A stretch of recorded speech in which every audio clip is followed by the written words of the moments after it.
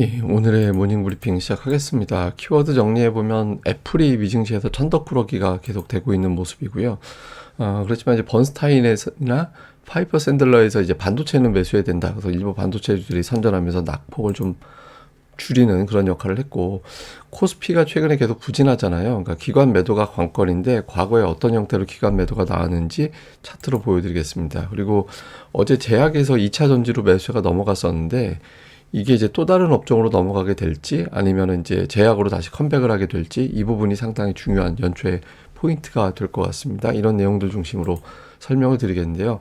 일단 이제 미증시는 오늘도 부진했습니다. 다우는 뭐 암젠이나 일부 이제 제약주들, 그다음에 금융주들이 선방하면서 그냥 보합으로 끝났고, S&P 500 나스닥은 이제 하락을 했고, 러셀 2000도 장중 내내 플러스권 유지하다가 이제 막판에 약보합으로 끝났는데, 전체적으로는 연초에 좀 부진하죠. 근데 이게 되게 특이한 장세예요. 왜냐면 S&P 500 지수가 연초 새해 첫날과 둘째 날 모두 0.5% 이상 하락한 경우가 이번 포함 5번밖에 없었거든요. 굉장히 이례적인 어떤 부진하게 출발하는 그런 모습이 나오고 있죠. 그런데 뭐 이거 자체가 뭐 1월에 하락장을 의미하지는 않습니다. 이거 보시면 뭐 이제 뭐 1월 또 그 해 연도를 봤을 때 뭐 이틀 동안 하락한다라고 해서 딱히 그해 전부 그리고 1월에 하락한다라는 데이터는 아니거든요. 근데 어쨌든 이례적으로 좀 매도가 이제 나오면서 출발하고 있다. 이런 내용들 정도만 알고 계시면 될 것 같고요. 시장을 눌렀던 주요 재료는 12월 ADP 민간 고용이 예상치가 한 13만 정도, 그러니까 11만에서 13만 정도가 예상치였는데 16만 4천이 나왔습니다. 그러니까 고용이 좋으면 이러면 물가가 안 떨어지겠는데, 그럼 금리 안 내리겠는데, 이렇게 해석이 되는 거잖아요. 그러니까 임금 상승률은 전달 5.6에서 5.4%로 내려오긴 했는데 어쨌든 고용 수치 자체가 높게 나왔죠. 그러다 보니까 국채 금리가 거의 4% 언저리까지 10년물 금리가 올라갔고, 3월에 금리를 내릴 것이다라는 확률도 거의 80% 육박했다가 지금은 60%대로 좀 내려왔거든요. 그래서 좀 투자자들이 3월 금리나 쉽지 않을 것 같다. 그러니까 뭐 BMO 이런 데서는 3월에 금리를 내린다라는 어떠한 데이터도 없다. 뭐 이렇게까지 코멘트를 했거든요. 그래서 좀 지표가 나오면서 투자자들이 이제 금리에 대한 기대감이 낮춰진 거, 이거 하나가 있고, 또 하나는 이제 애플입니다.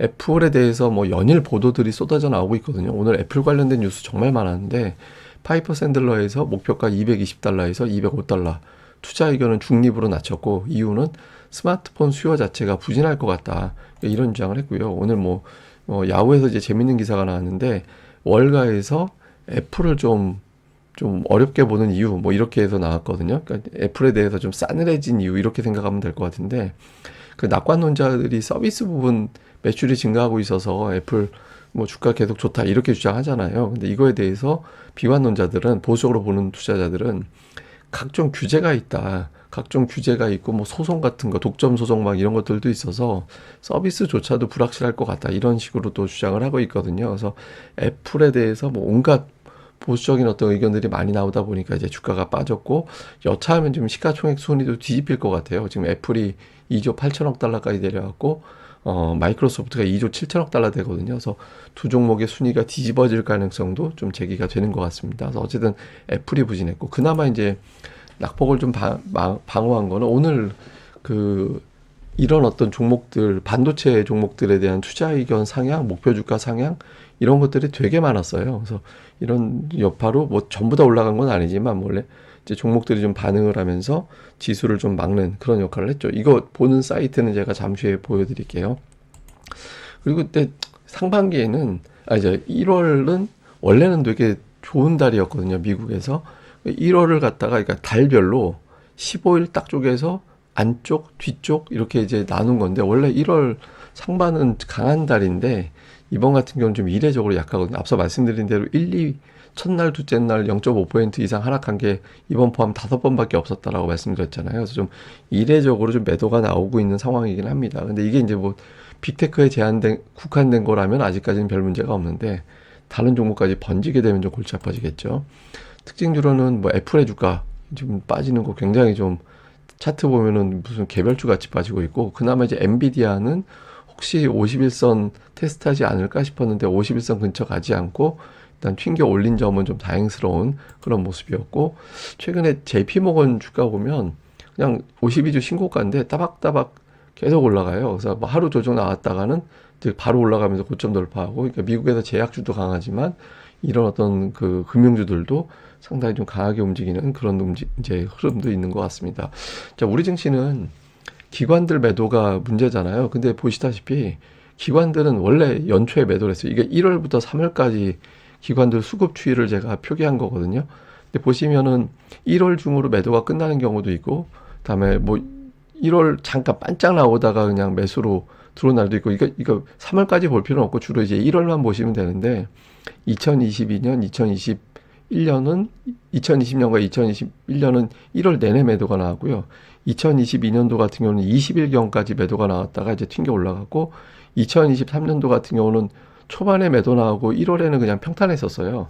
근데 어쨌든 1월은 기관의 전통적인 매도하는 달이거든요. 이 매도하는 걸 이용을 해서 하락적으로 흔드는 투자자들이 있다 보니까 뭐 선물이나 옵션 이런 데서 이제 그러다 보니까 이제 최근에 좀 부진한 겁니다. 이걸 근데 수급만 빠지면 되는 거라서 요게 이제 짧으면 일주일, 길면 한 달 정도 가거든요. 그러니까 이제 짧으면 제가 보기에 다음 주 만기, 길게 가면 FOMC 회의 때까지, 그때까지가 아마 좀 시장이 좀 지루하고, 그러고 나면 이제 매물 소화하고 나서 다시 방향을 잡지 않을까. 일단은 좀 수급상으로는 이제 그렇게 보고 있습니다. 근데 이런 가운데 코스닥은 이제 종목장이 나오고 있거든요. 코스닥 또는 이제 시장 자체에서.